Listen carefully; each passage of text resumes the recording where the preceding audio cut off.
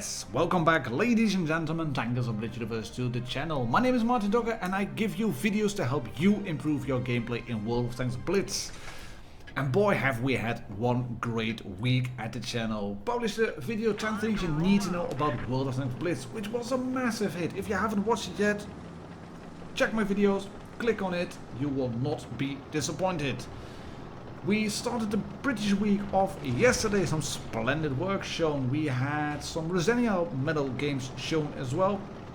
And of course the triple perspective, no cap kill all in the AMX 1390. And as said, this is British week. We are rolling forward in true British heavy style in the Churchill VII, the tier 6 in the British heavy line. It's going to be all heavies today.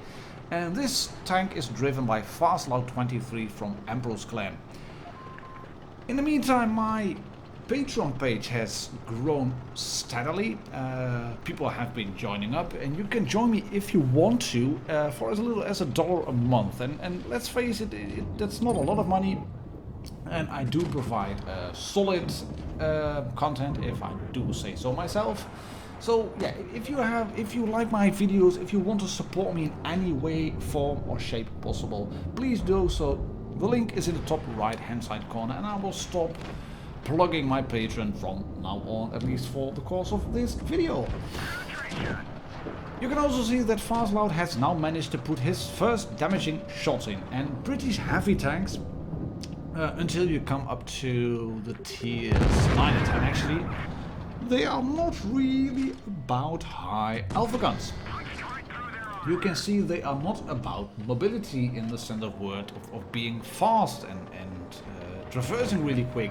They are about patchwork armor, very strong in some places, very weak in others, and about most of the time very good and reliable guns. But they take time and patience, and they take a team of greens that know how to use you. And this is an M4A2 E4 on the red team who is gone to cap.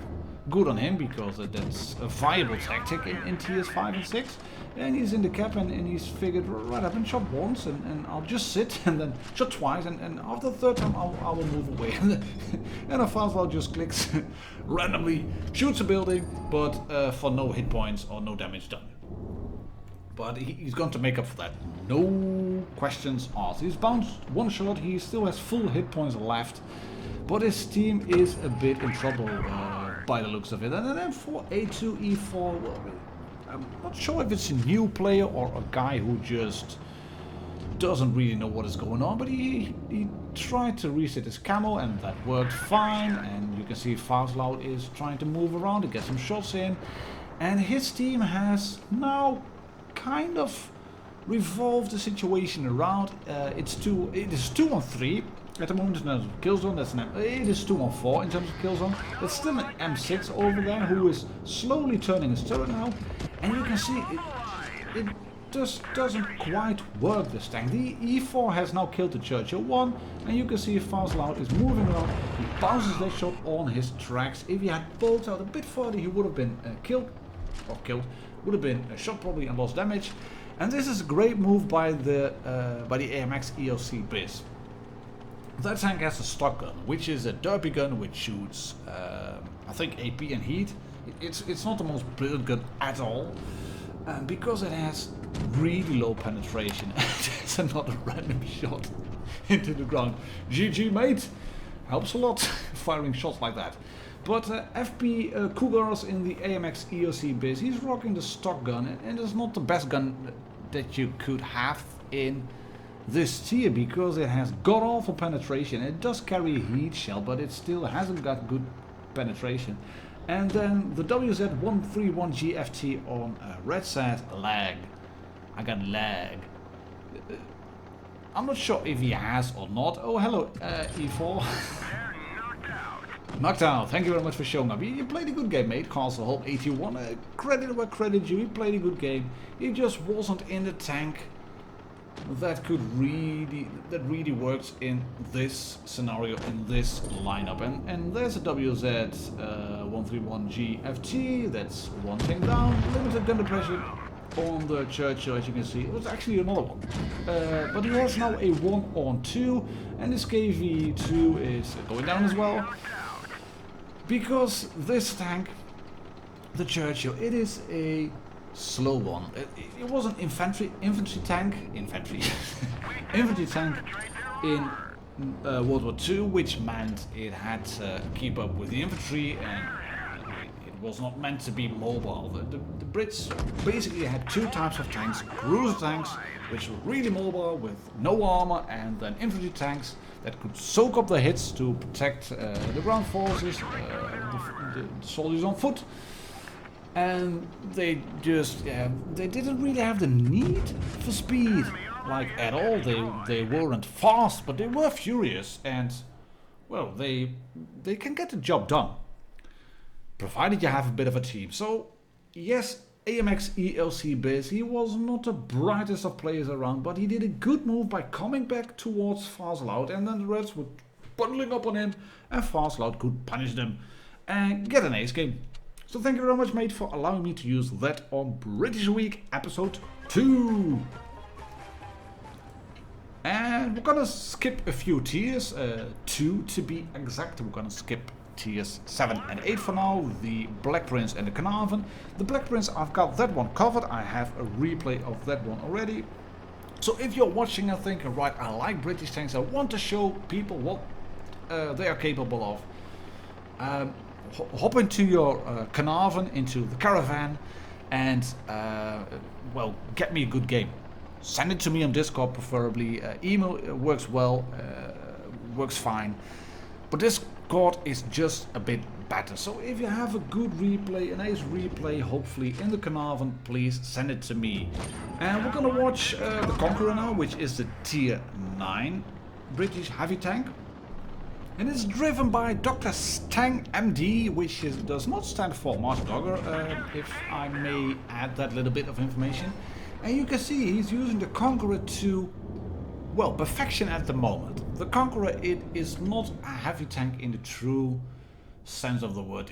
If you take tanks like a VK100 OMP, a Motion, or any other tank like that, this tank, it is again about the gun. The Conqueror, it was devised in the Cold War, and it was made straight after World War II, when the British realized that the Soviets had an IS-3, and they wanted to have a tank that could defeat an IS-3 with a big 122mm gun at long range. So they fitted a really good gun into a mobile chassis, which is actually the Carnarvon chassis, as you can see, with another turret on top, and the turret was very novel for its time.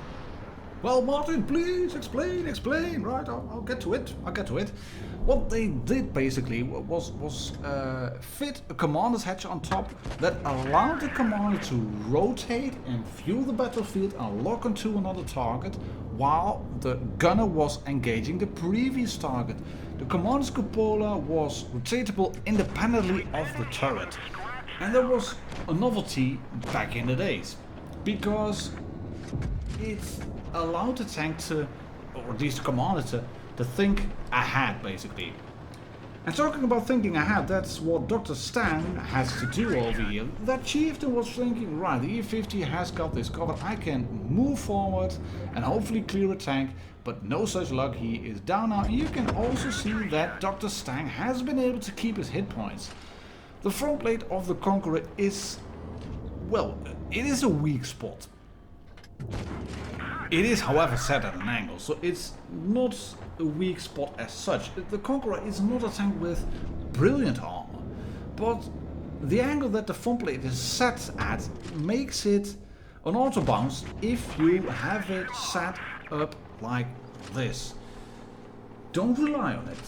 The sides, you can side grip in it, it has got wide tracks, but the side armor itself is not brilliant, so it's easy to overangle if you are not careful with it. But like I said, the tank itself, it is about the gun, and it does sometimes help to be able to figure out, or do you research on a tank, what was this tank designed for?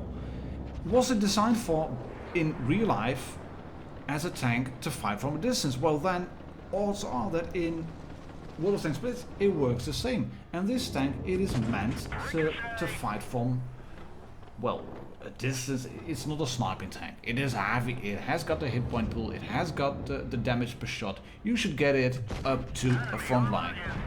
But it's not a brawler. It is not a tank that can just sit there and soak up the hits.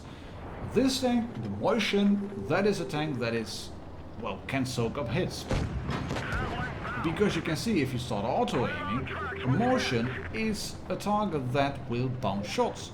But a motion is not a tank that has got the mobility. And the Conqueror is not a true lightning bolt of a tank, but once you get it up to speed, you can do this and move around, and he's not shooting, he kills the I-7 now, and it is a 3-on-1. Motion versus 3 green tanks, and the T-57 is being two-balled. He's going forward.